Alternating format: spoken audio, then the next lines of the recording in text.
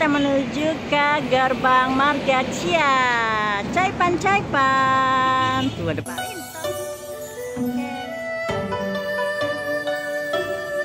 Ini suasananya. Halo.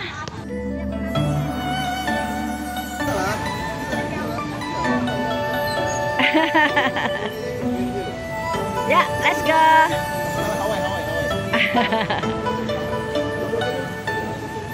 Oh, sejuk. Abang Romi. Hai, halo Pak Iman. Kita mau makan caipan pagi ini. Jalan-jalan gitu ya. Iya, dari itu kita pergi ke Sumedang. Iya. Lanjut kita masuk. Nih kalau mau foto-foto sebelah kiri jembatan. Coipan Margatejia merupakan salah satu kuliner khas tradisional Tionghoa Kota Singkawang, Kalimantan Barat. Makanan ini sangat diminati warga lokal dan sering diburu wisatawan karena kelezatannya. Berlokasi di Jalan Budi Utomo, Singkawang. Berdekatan bangunan tua Margatejia yang telah berusia 118 tahun dan menjadi salah satu cagar budaya di Kota Singkawang.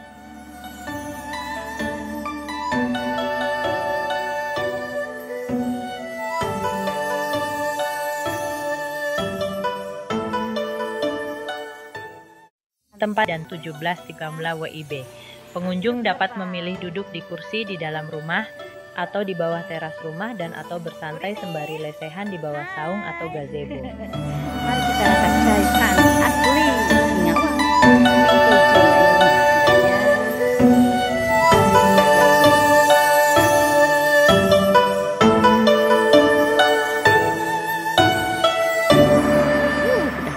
Udah ramai. Coipan yang disajikan oleh generasi penerus keluarga Tejia ini berbeda dari coipan pada umumnya. Ia menyajikan coipan dengan cita rasa gurih dengan cabai khasnya yang bikin nendang.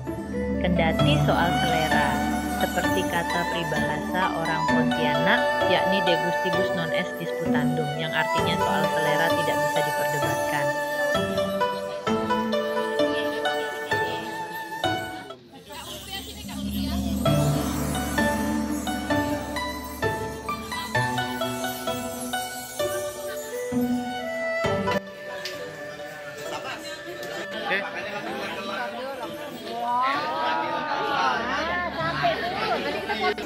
Oke, alhamdulillah Habib datang juga ke Coipan.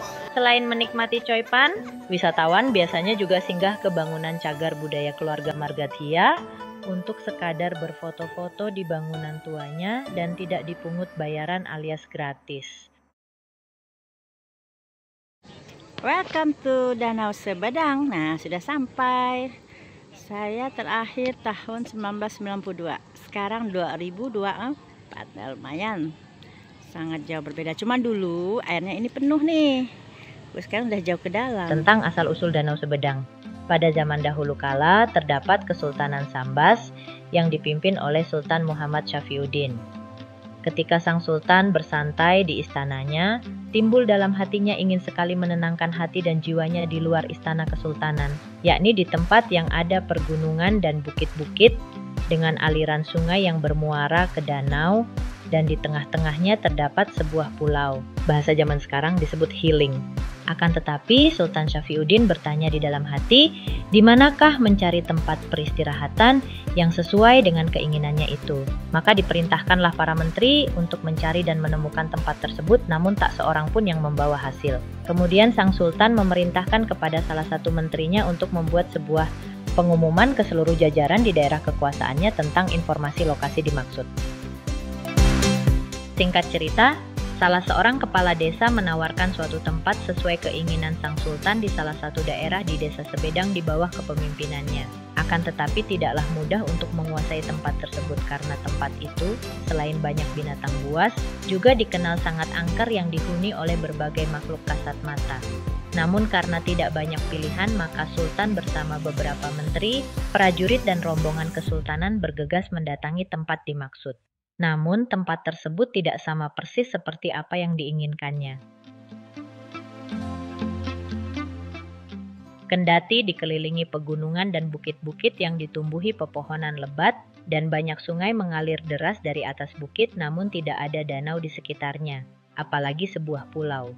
Sang Sultan merasa dibohongi, bahasa zaman sekarang kena prank, dan dia nyaris murka. Namun, sang kepala desa mengusulkan agar hilir sungai di bawah kaki bukit itu segera dibendung sehingga air yang mengalir tersebut tidak langsung mengalir ke Sungai Sambas lalu ke laut.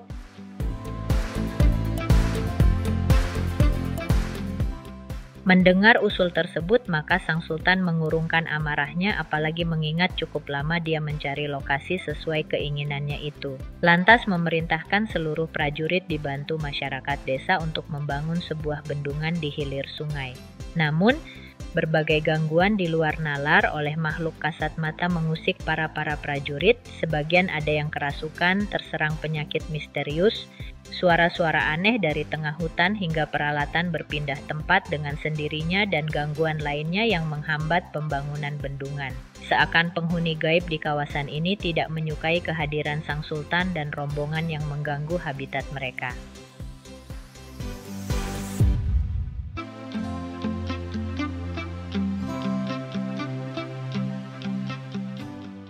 Namun, sosok seorang sultan tentu bukan saja adil dan bijaksana, cerdas dan piawai dalam ilmu kepemimpinan, tetapi memiliki ketaatan beribadah kepada Sang Maha Pencipta di luar orang awam sehingga mampu memiliki beragam karomahnya.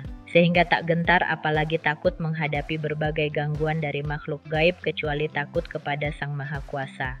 Selang beberapa waktu, danau buatan pun telah terbangun tanpa melakukan perlawanan atau harus adu ilmu dengan makhluk tak kasat mata tersebut. Tidak ada perjanjian apapun terhadap mereka, apalagi mesti memberikan sesajen atau tumbal nyawa. Cukup sekadar melakukan ritual dengan berdoa dan melakukan sholat memohon bantuan kepada Sang Khalik yang menciptakan dunia ini dengan segala isinya.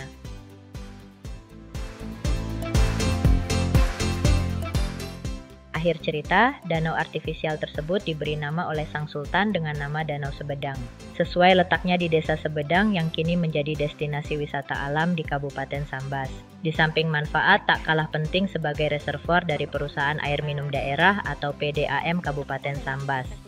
Cerita ini hanya cerita rakyat dan tak dapat digunakan sebagai referensi ilmiah. Berbagai cerita telah dituliskan oleh berbagai sumber sesuai versinya masing-masing. Contohnya, tak diketahui pasti kapan peristiwa ini berlangsung, dan pada masa Sultan Muhammad Syafiuddin keberapa, dan ada yang menceritakan pembuatan danau saja tanpa pulau di tengahnya, ditemukannya butiran emas di lokasi tersebut dan masih banyak lagi.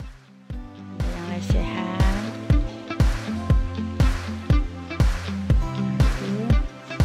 Tahun 1991 belum ada ini, kayaknya masih banyak.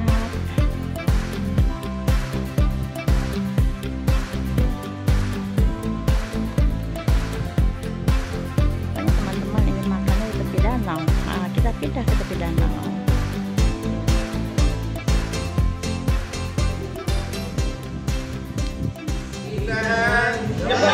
Di sini jadi jangan khawatir. Suasana bakar bebakar. Nah, masing-masing. Aduh, itu bensin itu.